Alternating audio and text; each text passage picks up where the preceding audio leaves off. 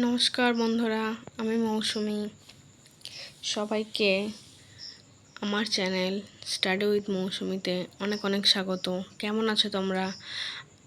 আমি খুব ভালোই আছি, আশা করছি তোমরাও খুব ভালো আছো। তো চলো, আজকের টপিক WBCS পলিটিক্যাল সায়েন্স। আজকে আমি তোমাদের সাথে আলোচনা করব পলিটিক্যাল সায়েন্সের সিলেবাস নিয়ে।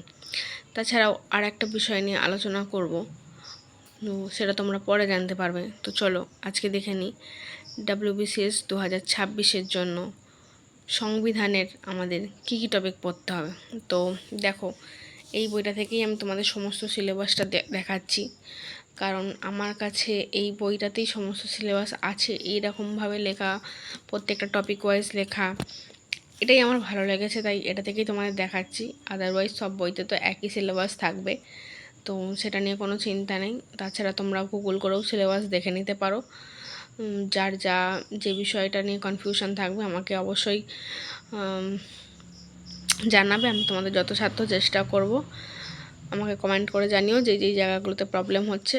আমি যতটা জানি, আমিও খুব বেশি কিছু জানি না, তবে আমিও যতটা জানি ততটা নিয়ে তোমাদের সাহায্য করব। তো চলো আজকে দেখে নিই কী কী সিলেবাস আমাদের পল সায়েন্সের জন্য পড়তে হবে।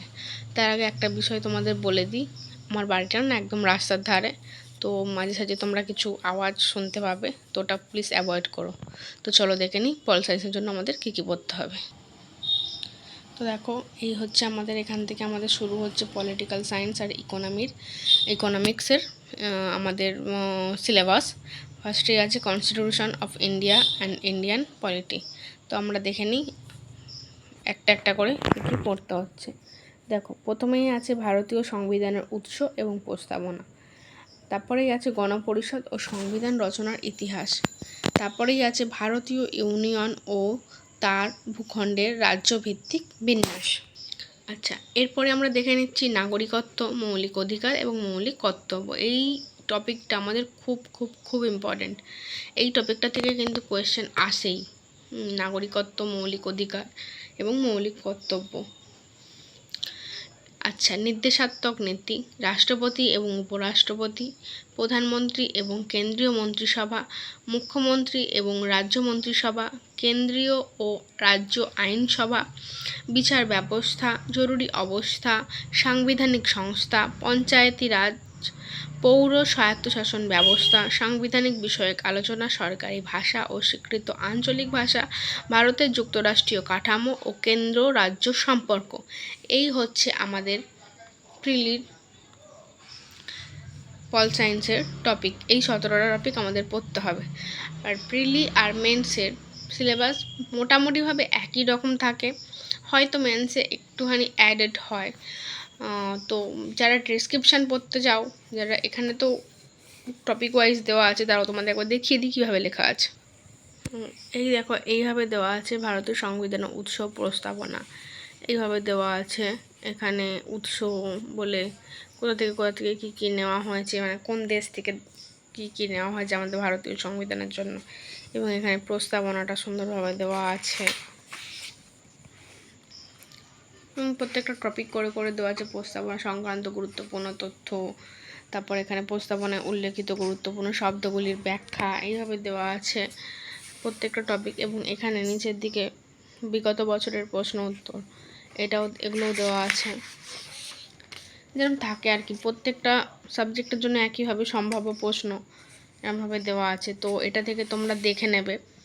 আর এরপরেও যারা ডিটেলসে পড়তে চাও তাদের জন্য আমি সাজেস্ট করছি না, আমার কাছে যে বইটা আছে আমি সেটাই দেখাচ্ছি তোমাদের।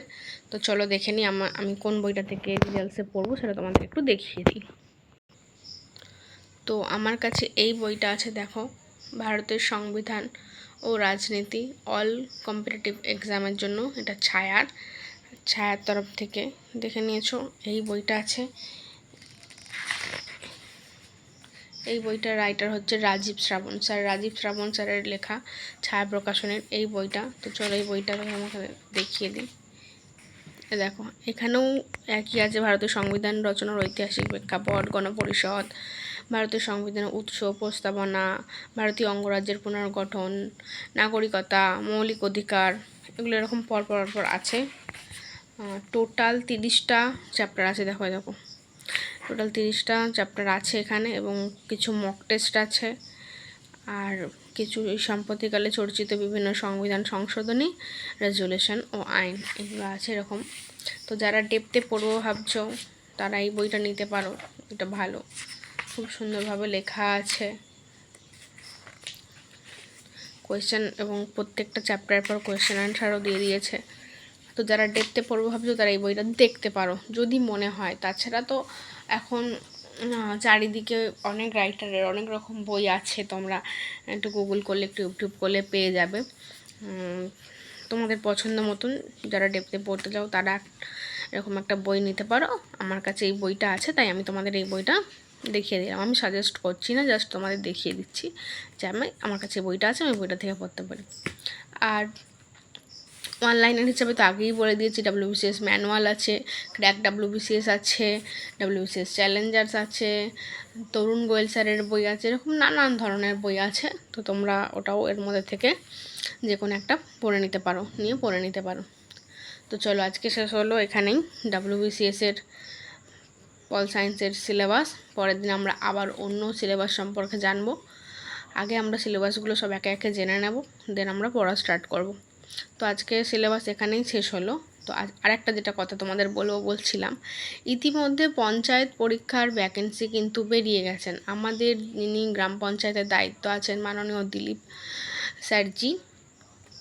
দিলীপ ঘোষ মহাশয়, যিনি পঞ্চায়েতের নোটিফিকেশন অলরেডি বার করে দিয়েছেন। আর পঞ্চায়েতের জন্য ফর্ম ফিল আপ কবে থেকে হবে তা এখনও পর্যন্ত জানা যায়নি, তবে রেজিস্ট্রেশন শুরু হয়ে গেছে। আর রেজিস্ট্রেশন শুরু হয়ে যাওয়া মানেই কিন্তু ফর্ম ফিল আপও খুব তাড়াতাড়ি শুরু হয়ে যাবে, আশা রাখছি আমরা। কারণ আগে একবার ফর্ম ফিল আপ হয়েছিল 2024, আগে গত সরকার থাকাকালীন, সেই পরীক্ষা এখনও পর্যন্ত হয়নি। তো আশা করছি এই সরকারের পক্ষে এরকমটা আর হবে না, আমরা সবাই আশাবাদী, তাই দেখি কি হয়।